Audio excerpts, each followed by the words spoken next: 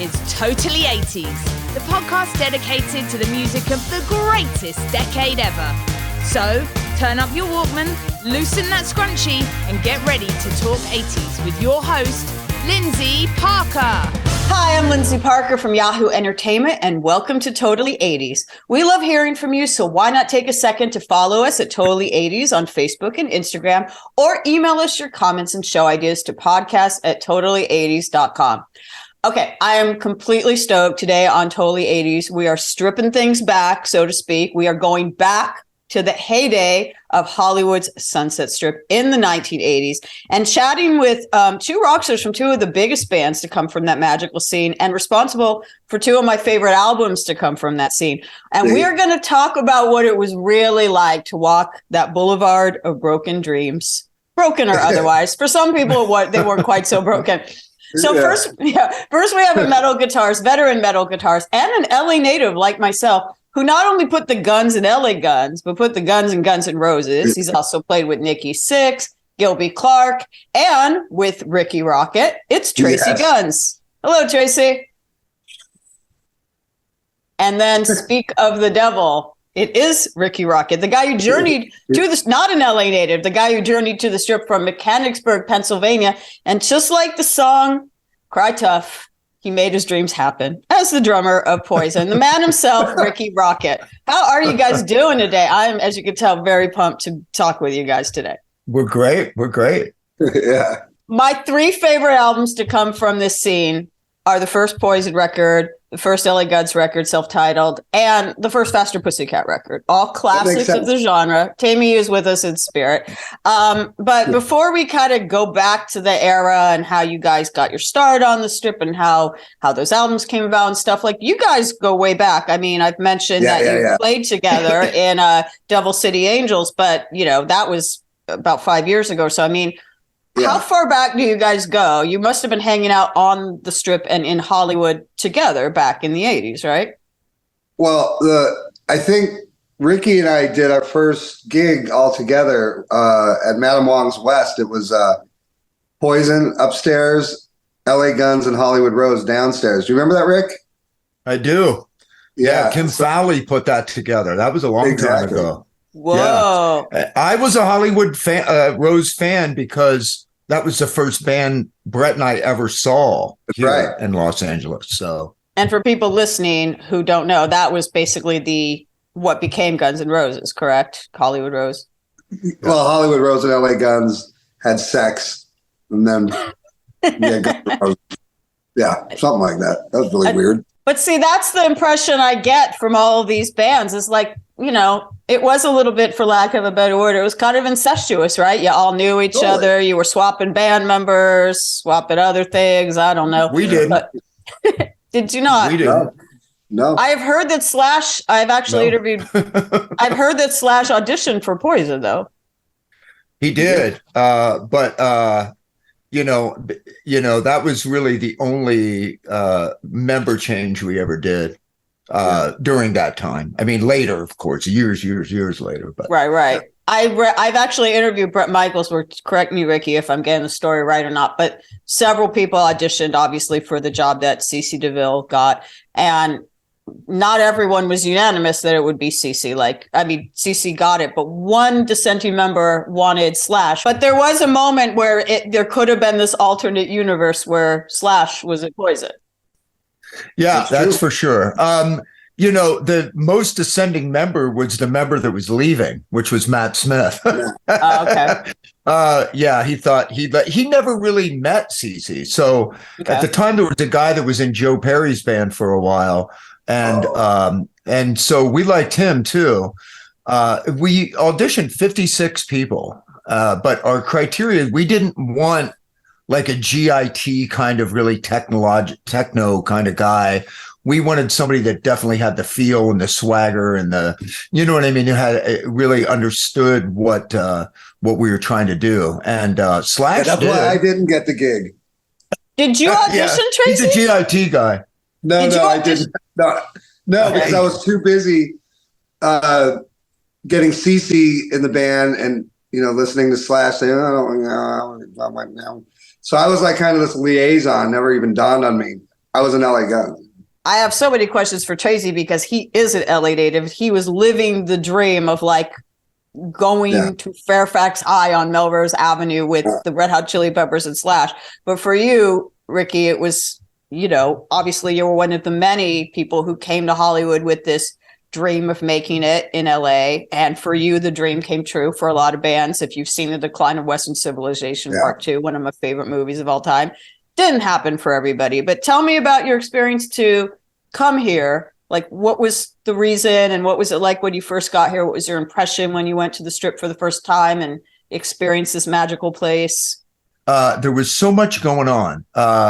You know, they were kind of past signing the Motley Crue type bands. When we got here, that's what we were told. We're done with that. We have our eye on a band called Malice, and we, you know, think that really super heavy stuff is where it's going to be, loudness and stuff like that. But then, you know, you had Club Lingerie and you had like Specimen and that whole Batcave scene and all that stuff, all that sort of what they called death rock at the time. I'm so stoked that you mentioned them. I'm the biggest Specimen fan. I saw them at Fender's Ballroom. I'm really happy that you're sort of threading the connections because death rock was happening in LA in a big way at the same time. That's where I got some of my early look from, you know, like the long jacket and the cop hat. That I stole, I'll be honest, I stole right from a death rock person I saw. I'm like, that's freaking cool.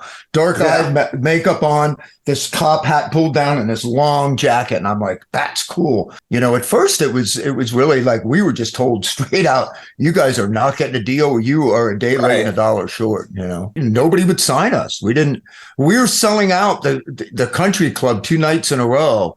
Having lines around the block at the Troubadour, stuff like every other weekend, and nobody would give us a record deal. It's the most ridiculous thing I've ever seen in my life because they were like, well, how does this work in the Midwest? How does this work on the East Coast? We're from the East Coast. It was working. We can give us a poster and a tour and a record. I promise you, we'll rule the world. And Bill and Wes Hines said, yeah, you think so? We said, yeah. And they said, okay, we'll give you a shot. We don't have a lot of money, but we can do it. And I like the fact that you kept it a little bit scrappy and a little bit, you know, punk. That's, as I mentioned, I cited the first self-titled L.A.Guns record and the first self-titled Faster Pussycat record as my 2 other favorite albums of the era. And I think they had that aesthetic as well, that kind of, you know, garagey vibe to them. And now, Tracii, we're talking about how Rikki came from, you know, this top 40 East Coast environment, came out to LA to be able to do DIY their own thing. Your experience is very different. Like I said, you grew up quite literally in Hollywood. You grew up in this. I'm so envious. Tell me what it was like. It didn't feel like separate bands. It was just like a lot of musicians, unique musicians, you know, like everybody kind of had their own identity and we were just trying to play, you know, nobody thought about record deals or things like that. You know, it's just like, you know, Hillel Slovak played a Strat, Slash played a BC Rich, I played a Les Paul. You know, it was cool. But yeah, when you're from here and that just kind of becomes what you do, you don't think about it the way that people coming in from out of town do, you know, because people coming in like, okay, we got 1 month, we better get something rolling. And growing up here, I started doing studio work when I was 17. You know, and I did. You know, I'm still the same guy. I just keep going. I don't know. I want to go back real quick though to you like the first Poison record and the first L.A.Guns record, and Jim Faraci produced both of our first records. Yeah. So you have the same. Yeah. So we had really coming from, you know. He almost, you know, carved out our, what is it, like, you know, sleaze rock. Like, I don't know what.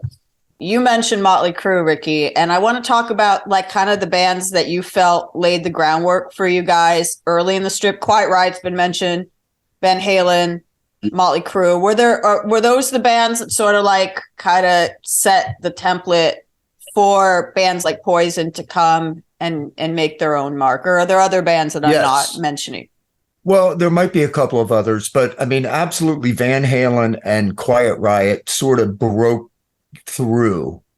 rock and roll through again. and later, of course, Twisted Sister. But they were more metal. We had a little bit of an Aerosmithy thing going on that wasn't quite so metal. So it's funny sometimes when people go, Poison wasn't metal. Hello, newsflash.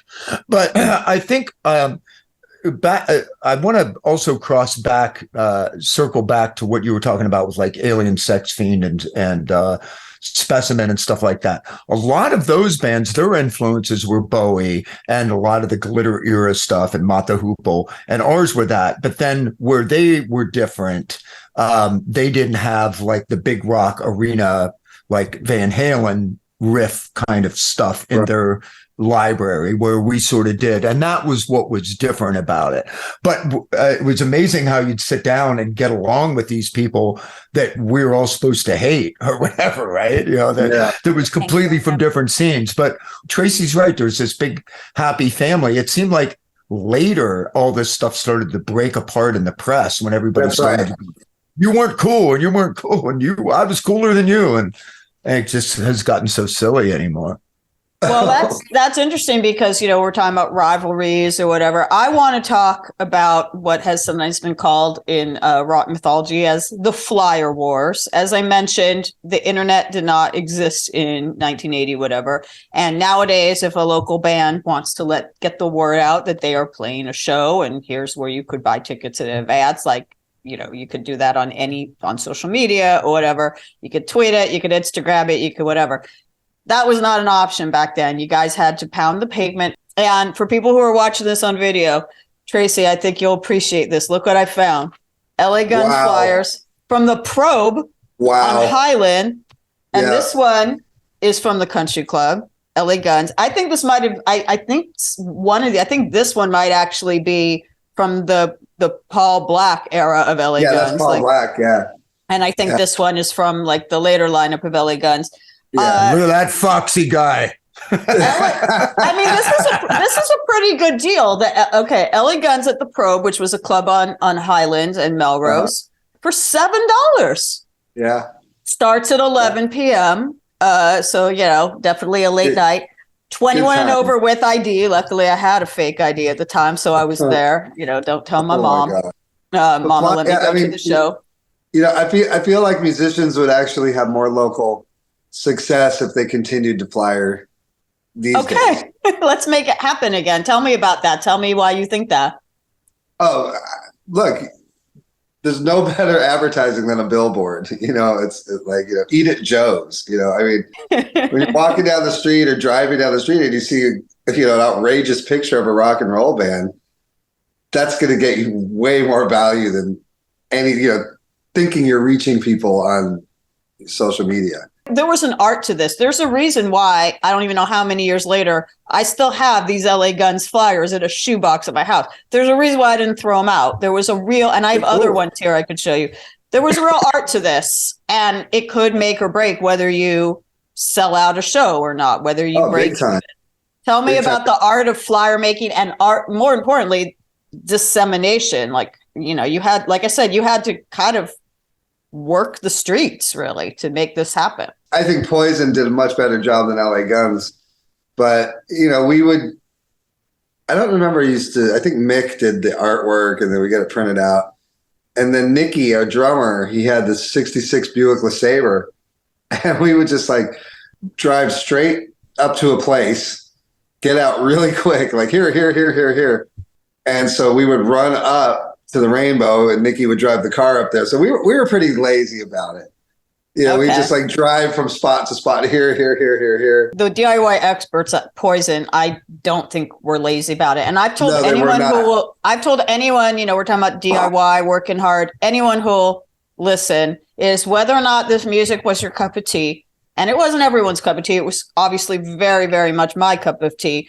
There's no denying that these bands worked friggin' hard. Oh, yeah. They earned their success. They earned their record deals because they worked really hard. I know Poison weren't lazy about it. So no, Poison were not lazy about it. Well, Rikki, tell me about, the second jobs you guys when you weren't actually playing, you were getting people to go to your gigs. Yeah, we did. I mean, that was one of the things I remember talking about going, well, who are we going to put in the band? Is it going to be Slash or this guy or Cece or whatever? You know, Cece's parents own a print shop. I never knew that. Oh my We'll God. put that in the plus column. So we would go out and party till 2, 3 in the morning, come home, change, and then go back out in like sweatpants and flyer with the glue. And we'd wait because they would do it most bands would do it at 2 in the morning.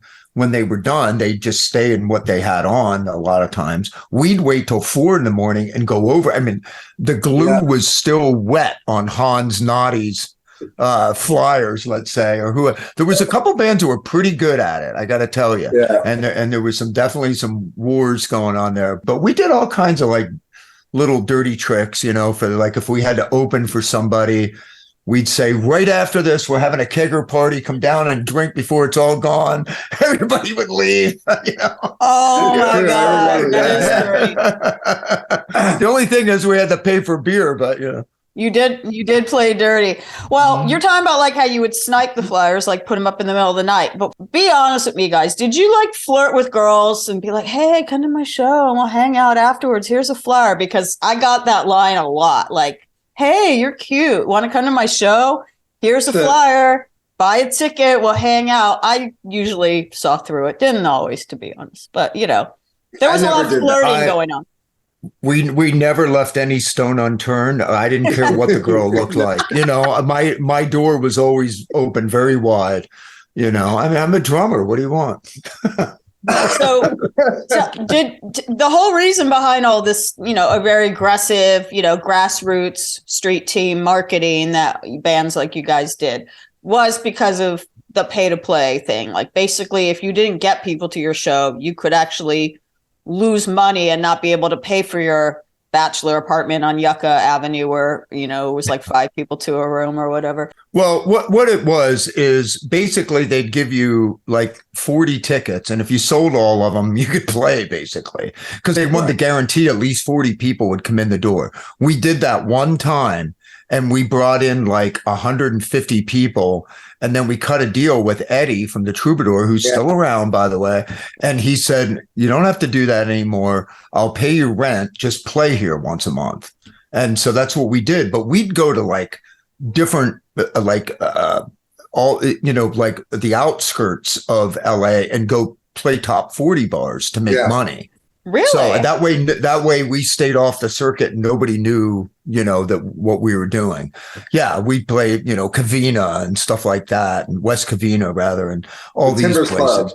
The Timbers, you know, things like that, where we could do all the top 40 stuff that we did back in Pennsylvania. Wow. Amazing. Well, can we talk about the Rainbow? The Rainbow still exists, and it's my happy place. It actually is untouched by time. Like you walk in there and it feels like it's 1987 in the best possible way. The parking lot is different now. It's not quite like, I actually wonder if now, maybe you guys know, like on the Sunset Strip back then, you could just kind of loiter and hang out. You could hang out. And no cops shooed you away. That does not happen on the Strip now. The parking lots are empty. There's no one just hanging out on the street. I don't know if like actually legally that got like. It did. No, it did. It got, West Hollywood. I don't know why. I mean, I don't know, I would say up to like possibly even 1990, it was full on, right? Like it was full on. And then, but like around 90, 91, there was something where people just couldn't do that anymore. Yeah, there was a new mayor and they changed everything down there. They started buying up all kinds of stuff and gentrifying it. So West Hollywood completely changed. Yeah. I don't know if it was its own city in the 80s or not. So a historian could tell me that. I don't remember. But they got their own mayor and things started to change rapidly. I see. And a lot of people wonder why it couldn't go back to that. Even if you remove that, like literally there's less. Rock represents less of the music business anymore, unfortunately.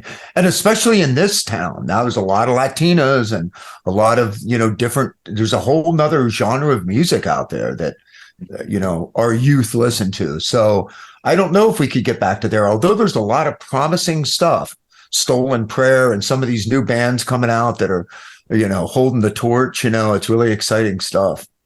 Absolutely. So the Rainbow, though, back in that heyday, you could go there. You could go to the Sunset Strip and just hang out all night. And, if you were underage, you could just hang out and not go. Although most of the clubs at that time, at least on the Strip specifically, were all ages. The Roxy always was, the Whiskey always was, Troubadour down on Santa Monica Boulevard was.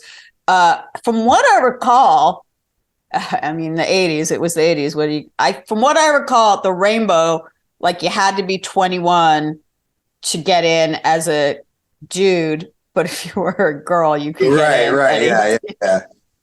The Rainbow is, like you said, it's kind of stuck in 1987-ville, 1986-ville. A lot of relationships were made in the Rainbow parking lot. It's, maybe even some babies. Yeah. Sure. Do you know that local? They're still around, actually. A local band from Hollywood called Motorcycle Boy, who I was big. Of course. Yeah, they had a song called "I Hate the Sunset Strip." It went, "Hi, I hate the Sunset Strip, heavy metal shit." And there was a line that said, "If you're really lucky, you can meet the disease-infested girl of your dreams in the parking lot of the Rainbow." That was their line. Go. They were like trying to be all punk rock and whatever, but I didn't take a side. I love the Rainbow, but that was kind of like the Rainbow. That was kind of where a lot of the flirtations and the flyer warring and the flyer exchanging, it all kind of took place there. I would call the Rainbow the epicenter of our scene for sure, because that's just where everybody ended up. And if it wasn't for that community that kind of came out of the Rainbow parking lot, it wouldn't have held the way it did, because that was the scene. That's where, strangers and friends and everybody would go to start the night or go to see a show or whatever, but all roads lead back to the Rainbow. So a lot of bands were probably put together there. A lot of ideas thrown around.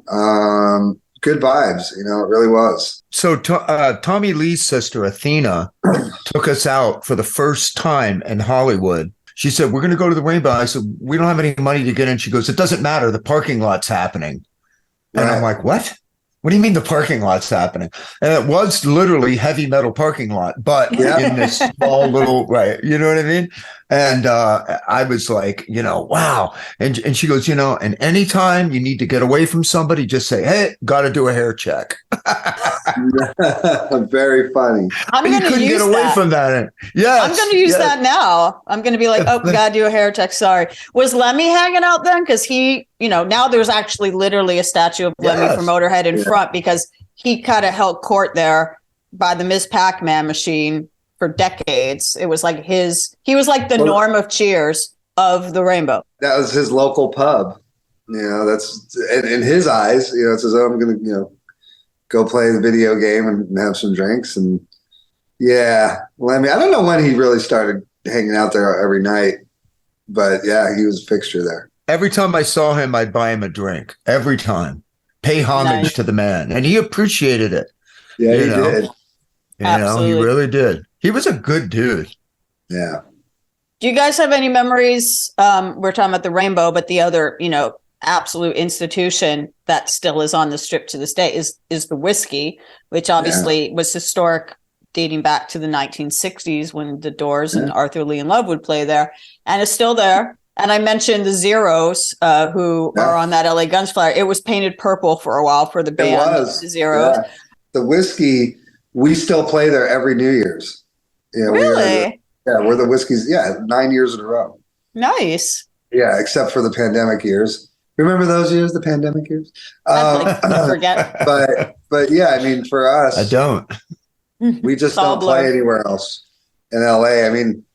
We could play bigger places, but it's like that's where we do our thing is the Whiskey. I think we play like 3 or 4 nights a year. What does the Whiskey mean to you? Because I remember in the 80s on Mondays there used to be something called the No Bozo Jam, which it was either free or it was like stupidly cheap to get in, like $1 to get. It was like one of those things where it's like $1 to get in, $1 beers or really cheap beers. Yeah. like 15 bands play. It's just like it was all nighter.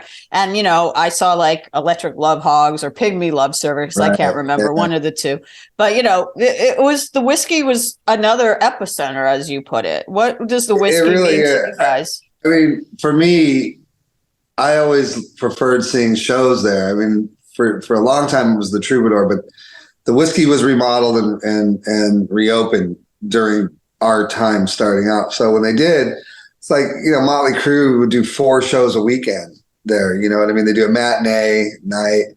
And then, but if you want off nights, I saw Randy Hansen there. I've seen so many great gigs there, and it's a comfortable place to see loud rock. It really is. And I don't know, just I feel like that's my place, whiskey. Was it a rite of passage for either of you when, to play the first time there? Like I assume, Rikki, that Poison played there, and it must have been a big deal for you. You never did. We never played the whiskey. There's a reason for that. It was closed when the couple of years that we were on the circuit. It was closed. They lost their liquor license. Right. The other place we did not play was Gazzari's, because if you played the Troubadour, you couldn't play Gazzari's. If you played Gazzari's, you couldn't play the Troubadour. Right. So there was that whole mafia, music mafia thing going on. So now I a couple times I went up and jammed, with somebody or something like that. Now I've since played the whiskey. Devil City Angels played the whiskey. Yeah, we did. Yeah. So, by the way, Tracii is like the most fun person to record with. Like I had a blast. We're like fucking with mics and just no, let's try it this way. I mean, we really had a good time making that record, Yeah, we got to do another one. Yeah. I mean, I'm having a blast just doing a podcast with you guys, just talking with you. I mean, it's a good, we're not even awake yet. We're even more fun when we're awake. I'm having let's keep drinking the coffee. And speaking of which, we've talked about, actual clubs and bars that were institutions of the Strip. But one thing that I really loved about the Strip was back then, like anything that was on the Sunset Strip was called the rock and roll lane. So there was the rock and roll Denny's, which was the Denny's on the Strip, which often we'd all hang out at after going to one of these shows. The Ralph's, which is still there. And I don't think rock and roll Ralph's. I thought was so appropriately called the Rock and Roll Ralph's, because I don't know if you've ever noticed, but usually when you go to regular, Ralph's is a grocery store, obviously. When you go to supermarkets and you want to get beer, you usually have to go kind of deep into the store to get it, like the refrigerated, alcohol section. And from what I recall, at least in the 80s, the Rock and Roll Ralph's, the beer was like right by the front door, like the way a 7-Eleven would be. Like you could just walk in there and within 30 seconds have your beer. I imagine you went to the Rock and Roll Ralph's to stock up for your parties that you did with Poison when you were, making people leave before the headliner. You probably went to the Rock and Roll Ralph's. Yes, probably. That makes sense. I'm sure. Yeah. At the Rock and Roll Ralph's one time, I remember when I first made a little bit of money, I had, and I was just, man, I have some money from a gig. I'm feeling really good. Right. And I was sitting, and this guy is behind me talking about, did not know I was sitting in the other stall. I almost said in the other booth. And he's talking shit about me, just saying, he sucks and blah, blah, blah, blah. And I remember going up and going, I walked up to the waitress and I said, whoever this guy is, it's on me. And tell him Rikki Rocket just bought his late night breakfast. Oh my God. I have no idea where that guy is now, but I went, I wish I could be that classy always, because honestly, I am not. That was a classy move. Well, I did, obviously, as I've mentioned, L.A.Guns and Poison were two of the biggest bands to come out of this era of Hollywood. But there were a lot of bands that, us being on the ground at the time either saw, or in your cases, maybe played with, that didn't get as big as they probably should have. I have a few that I want to mention, and I'm very curious about which ones you might want to cite. They could be bands that like either never got signed or maybe did get signed, but their records didn't break. Okay, so I've mentioned the Zeros, the purple-haired Zeros, who were signed to Restless Records, which was Bill Hines' label after Enigma. They were massive in LA, and it just didn't take off for them here. We've mentioned Gilby Clarke, so I don't even know if this counts because it's a little earlier, but I just want to say before Obviously he was in Guns N' Roses, but Kill for Thrills and Candy. I loved Candy. Whatever Happened, Fun. That was such a great record. And that was a power pop, full on like power pop, like Raspberries record. That was actually, I don't even know, they probably played Madame Wong's in clubs like that. They did. Well, Gilby was the sound man at Madame Wong's West. I had no idea. Wow. Yeah. Another good connection to have. You get someone in your band there and you get a guy who has parents own a printer and you're in business. So I wanted to definitely mention them. And then another band, I have a flyer for them. Just to clarify, I have nothing against the supergroup with Tommy Shaw and Ted Nugent and Jack from Night Ranger in it. But there was another band called Damn Yankees. Yes, there was. And I loved them. They were my favorite local band. I'm holding a flower now for people who aren't watching the video. There were a lot of bands who didn't get the break or whatever, and they were one of them. But there's a reason why I still have this flyer, and it's on pretty glossy stock. They actually, this is they cared. They cared, and I cared too, obviously. But what are bands? Like I said, you were in the scene, playing with bands, friends with other bands. There are a lot of cool bands. Just go down the line from, Jet Boy, which is really from San Francisco area. Yep. Junkyard, Rock City Angels, which came from Florida. Yes, and wasn't Johnny Depp in Rock City Angels? In the beginning, yeah. I have their album. Yeah. He wrote one song on it. What was Bobby's last name? Bobby, whatever. Anyways, yeah, there's a lot of really cool stuff, and there was also some really eclectic things. I can't really remember now because they didn't make it. But no, I mean, at the time, there was everything from new wave to, funk rock, metal, glam rock, death rock. It was awesome. Jet Boy, basically, they were the biggest band of their era in San Francisco. And at one point, we were the biggest band down here. So we would swap gigs. We'd open for them up there and they'd open for us down here. And I stayed friends with Billy for a long time. And then, he got the Buck Cherry gig now. For a while, he's had it. He's done really well with that. And it's so nice to see him out working and having a great time. There was some interesting bands. I mean, like the Brooklyn Brats. And, Brooklyn Brats. They were great. Ruby Slippers. Oh God. Remember that? What was that band that the guy hung upside down, like would sing upside down? And he was like a super athletic dude. Was that Doug Starr? Yeah, Doug Starr. Yeah. But what was his band called? Yeah. That was a thing. And now we're going down that road. But I just had one. Obviously, Hans Naughty, Great White. Oh no, that was earlier. Swift Kick. Swift Kick. Yeah. Witch. When we first moved here, dude. It was all about Witch when I moved here. Witch was awesome. And then Keel. I mean, Ronnie Keel, Yeah, Keel. Huge at the time. That's right. Steeler, yeah. I mean, like every girl I'd walk up to, they're like, nope, I'm dating somebody in Witch. And I'm like, I want to be that guy one day. Like where everybody that somebody walks up to, I'm dating the guy in Poison, I mean, Witch was cool because they were like even like a more metal Motley Crue kind of. Yeah. They were Punky Peru and Ronnie too. And oh man, those are good times. Yeah. They were a fun band. So, we're talking about some of the bands that I mentioned that either never got signed. I don't think Damn Yankees, the other Damn Yankees, the not supergroup Damn Yankees, I don't think they got signed. I think there might have been some sniffing around. There were a lot of bands that did get signed. Yeah. And they ended up in what they call in the business like the cutout bin. Actually loves Rock City Angels would be, I have that record because I bought it for like $1 at Record Surplus. Not all the, of course, in any scene, not every band's going to make it, even if they work hard, even if they have great music. But do you guys have any insight into like what was it that made you guys and some of your peers, like what was it that made you successful while other bands weren't? I think, because we come from a time, really rock music or any live music situation is entertainment, right?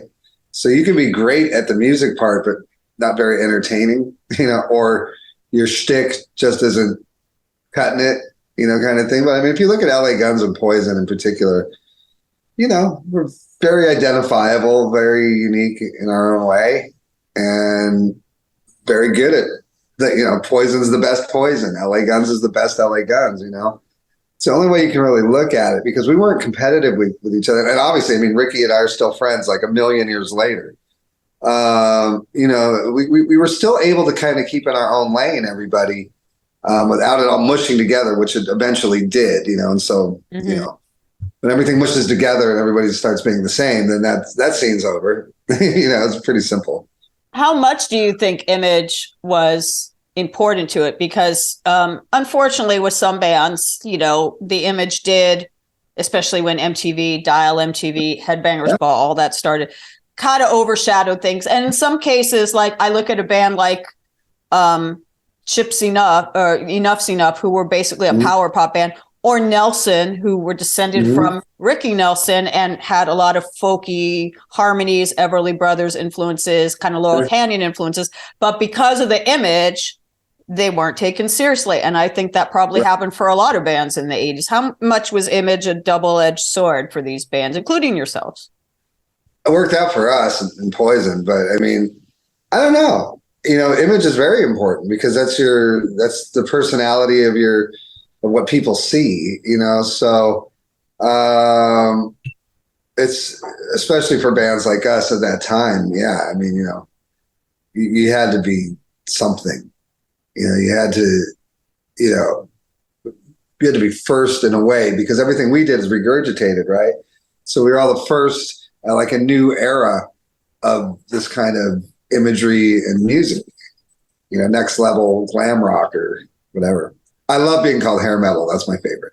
Yeah, nobody said that back then. I had no idea what the heck that was. I mean, that was invented to bash bands like ours. That was what that was invented to do. That's why finally I kind of adopted it and said, I'm going to own that back. I'm buying that back. So, Yeah, but we're pretty successful. So it's like, yeah, hair metal. Yeah, whatever. Cool. Woo. Yeah. Right. Yes, exactly. Yeah. I mean, look, even if you don't have, like even artists like Bruce Springsteen, who supposedly has no image, has a very strong image. Yes, he does. I mean, at the moment, we're taping, literally on the day we're taping this, there's an exhibit at the Grammy Museum of like all his outfits. It's the entire top floor of the Grammy Museum is his t-shirts and jeans. So right there you go. Yeah, but that was his thing. I mean, James Dean, a white t-shirt and jeans. I mean that, and rolled up pants, and the engineer boots. I mean, it looks like it's no image, but it's a huge image. You know what I'm saying? Same with the grunge. I mean, another term that the bands never embraced themselves. No band that was called grunge ever called themselves grunge or embraced that term. But there's this idea that I think is not true. There's some revisionist history that when bands, obviously Nirvana being the one they cite the most as being like the game-changing band, came in looking in t-shirts and jeans and not looking like the bands that were on MTV in the 80s, that it just wiped the slate clean, and like every single one of the bands that was on Headbangers Ball and Dial MTV in 1989 like went away overnight. That did not happen. If you were there, that did not happen. No. Guns N' Roses and Poison were playing on the same VMAs. Like that did not happen. Yes, of course, they're like with any decade change, like things change. That did not happen overnight. But I always, as much as I loved bands like Pearl Jam and Nirvana, I missed the excitement of the 80s, whether it was whatever you want to call them, the glam metal bands or the death rock bands or the new wave bands or the pop bands for them, or the Madonna and the Cyndi Laupers of the world, who, had a flashy aesthetic. I missed that when that went away. You're right. It didn't just disappear. Like Native Tongue, quietly in the first year sold 1 million copies. Like we were not done. We were lucky for a long time. It's just when CeCe couldn't continue and he left the band, that was what really stalled us for a while, particularly. But yeah, I mean, I think David Lee Roth once said brilliantly, rock and roll's always been about haircuts and shoes. It's so true. It's so true. But yeah, I just want to say in like 1992, Guns N' Roses and Nirvana and Poison, they were all in the mix together still. I think every great musical movement has been sort of a cultural, social movement. Like punk rock was extremely social. And what we were doing was a social, cultural movement. I mean, you really had to commit to be into what we were doing. I mean, people would get thrown out of school and get in fights with their parents, and we're not going to take it. And I mean, all that stuff. I mean, it was really, it really set America and the world on fire in a lot of ways. Now, I don't think rock has any social, cultural movement, and that's the problem. It's nobody stands for anything right now, and if we could, rap is are the most dangerous. Actually, Taylor Swift has more bravery than most rock bands these days. Not afraid to open her mouth and go against the man. Rock bands play the game now, man. So I think that for rock to really come back on top, it has to have something behind it. It's just like any great art. If you can't just do art just to do art. I mean, if there's something behind it, that's what really makes it great. And I would love. I always say in all my videos, take care of each other, keep rock alive. I'm trying desperately to keep rock alive. I want to see it more than anything in the world. It's so important. One thing I want to ask you, I've always wanted to ask a member of Poison, Rikki. So we're talking about the aesthetic, and you're also talking about the fact that back then, there was standing for something, and it was rebellious. I don't know if people remember that when the Look What the Cat Dragged In album cover came out with a very specific, like glamour mall shot, like glamour shots aesthetic to those 4 pictures, that was very daring at the time. People were a bit up in arms. It was a very striking image of the 4 of you, very glammed up, lots of makeup. My parents commented on it. Absolutely. So Athena did our makeup for that album cover.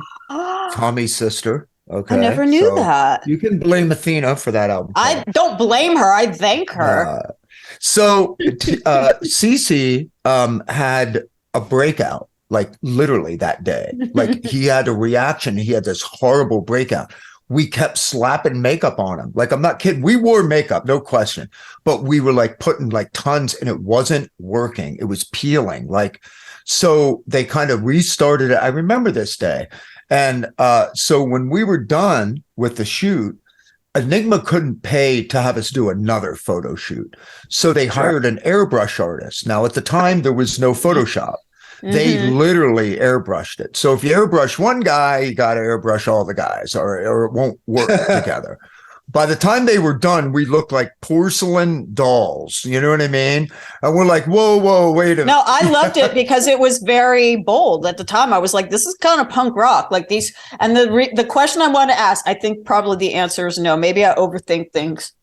I always thought that the album was called Look What the Cat Dragged In, as a sort of cheeky reference to the fact that it was almost look like drag queens on the cover. Because I remember I had the album. But that's good. Because I had the album, and my dad looked at it. He's like, "Look what the cat dragged in, huh? Yeah, they look like drag queens." And I was like, "Shut up."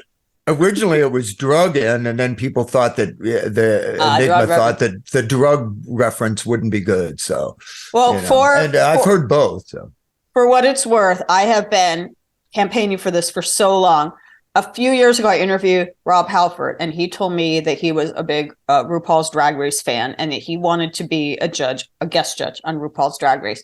And RuPaul's Drag Race has done musical challenge. They did a punk rock challenge where Chris Stein and Debbie Harry were the judges. They did a new wave challenge where the B-52s were judges. They did a hip hop challenge where a few different rappers. And I'm like, why have they not done a metal challenge? Get people from Poison, get Dee Snider, get someone from Kiss, get Rob Halford, get people who wore makeup in the day, and get these drag queens full on doing a metal challenge where they do a metal song. Like, I feel this would be the highest rated episode in Drag Race history.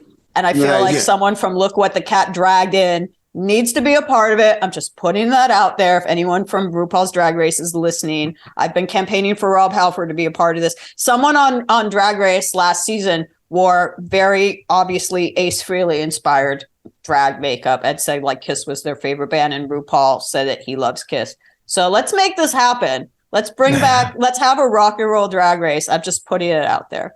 What's crazy is that I think that even though so many people in our era wore makeup back then, and the older I get, the more I need it, right? But it's amazing how many rock people are homophobic. It's an incredibly homophobic genre. It's weird. Yeah. And yet you were, although, to my knowledge, the majority of the bands in the Sunset Strip scene were straight guys who were getting lots of chicks. You were definitely experimenting with gender, with the way you wore your hair and makeup, the clothes, the shoes, the heeled boots, all of it. That was something that attracted me to Poison, to L.A.Guns, to your peers, to Specimen, to bring it back to them, to Bowie, and to Duran Duran. If you go back historically, in different centuries, sometimes guys would wear some of the more extravagant outfits and things like that, even more than the women a lot of times. The women stayed up there pretty well too. But God, if you were a knight, it was, your stuff was polished and your hair was this and that. You know what I mean? Like it was you were a dandy, as the English say, you know what I mean? And, and I think it's interesting that a scene that, as you mentioned, unfortunately has some homophobia in it, is also a scene that's rooted in experimenting with being peacocks, rock and roll peacocks. It's a weird contradiction to me. I have no idea if you have any thoughts on why that would even be the case. Well, it's part of why rock's struggling, I think, right now. Yeah, right. There is a contradiction of all these things. Well, I don't want to end it on that note. But I do want to ask you, because we've gone such a deep dive about, this scene. And like I said a little while ago, there are maybe people who've discredited it because of the image or, just because it's not their cup of tea. What are some misconceptions about this era of music, this Sunset Strip classic era that, we haven't already addressed that you'd like to take a moment to clear up or talk about? I don't think there's any misconceptions. I think that when you put yourself out there, like we have, image wise, that's where we're going, it's open to interpretation, because it's not black and white. Just looking at any of our bands, like what is going on?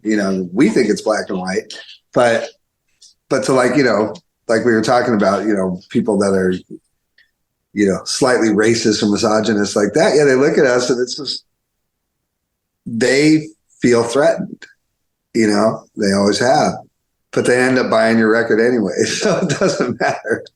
And then the other thing I want to just bring up, because very much at the beginning of this conversation, we talked about GIT, Musicians Institute, Guitar Institute, is all of these bands are, most of them are the ones at least that did very well. Like whether people like this kind of music or not, these people could really play. It's very weird to me. We talk about grunge and punk and stuff. And when that started to come in, it became kind of like hip to not be able to play well. And, I like a scrappy band as well. And I think I made it very clear. I like a scrappy aesthetic, but these bands could play. That's a stupid excuse. When people say it's cool to not be able to play well, that's just bullshit. That's just like a cop out. That every musician wants to be great at playing their instrument. So when you hear people say that, blah, blah, blah, blah, blah, that kind of like holier than thou, insecurity because they can't play. You know what I mean?